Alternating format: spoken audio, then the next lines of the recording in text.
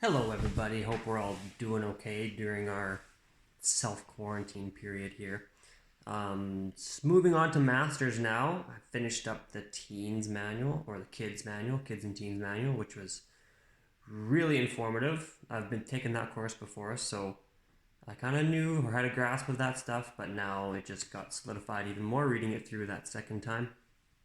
Now I'm on to masters, which I haven't taken this course yet through CrossFit, so reading up on it for the first time. There's going to be a lot of myth busting stuff through here, I think, or typical things that maybe people think masters or older athletes shouldn't do. But I can already tell there's going to be a lot of stuff in here that debunks a lot of that stuff. So we've even seen in our own gym through the Open, the CrossFit Open, that our masters athletes actually improve their world ranking year to year to year to year. Or you can even see it within specific workouts. Quite often in the Open, workouts get repeated, and so it's standardized, it's judged the exact same way it was the last time it shows up. And we've got people doing way more reps or finishing that workout in a way faster time with the same weights and the same reps. So that is pretty darn cool to see that people, regardless of what age you are, regardless of where you start, you can continue to get fitter across broad times and modal domains, which is kind of the goal of CrossFit. So the first section of this master's guide is basically just a summary of that sort of stuff, but then also talking about the master's quadrant. So you kind of break people down into four different main categories. So what are their goals? Are they kind of competitive, or do they like to win, or are they more focused on life, quality of life? Maybe that's their goal instead. Also talk about their fitness level. So do they have lots of past experience with fitness? Have they been doing CrossFit for a while? Maybe are they able to do a lot of workouts as prescribed?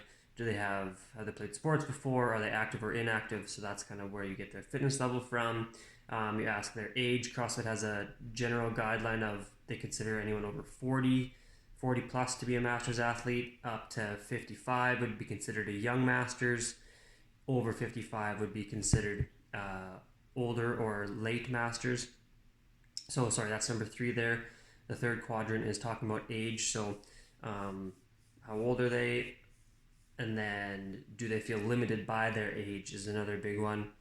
And then injury state is the fourth one. So do they have any medical conditions? Do they have an existing injury? Is there any underlying disease? Or do they have a big history of disease and injury?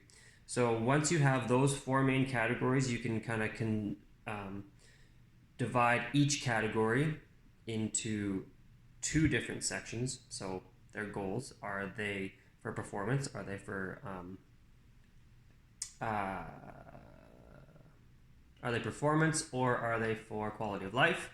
And then for the second one, the fitness level, are they fit or are deconditioned? Age, again, early masters, late masters, and then injury state, injured or uninjured. So once you have that, then you have a bunch of different archetypes, they call them. So 16 different archetypes. So it's like their goals of performance, they're early, they're fit, they're uninjured. Boom. They can do almost most things. And then all the way down to they want wellness as their goal. They're older, so late masters, deconditioned and injured. You can tell that person would need a lot more scaling options than the person that I mentioned, the first person that I mentioned there. So that's a big overview. I mean, obviously there's a lot that goes into scaling for each individual masters, but our master's class, I know Lindsay does a really, really good job with that, making sure that everyone does have a scaled option and they're able to change the workout or change up the movements that are in line with their goals. So that is kind of a brief overview of how to, well, first of all, what masters are capable of, and then how to break them up into different groups depending on their goals and stuff like that. This one is a shorter guide, which is good.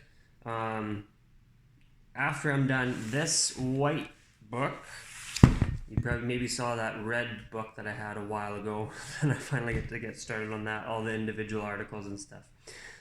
So that's all I'm going to do for studying today because I'm swamped.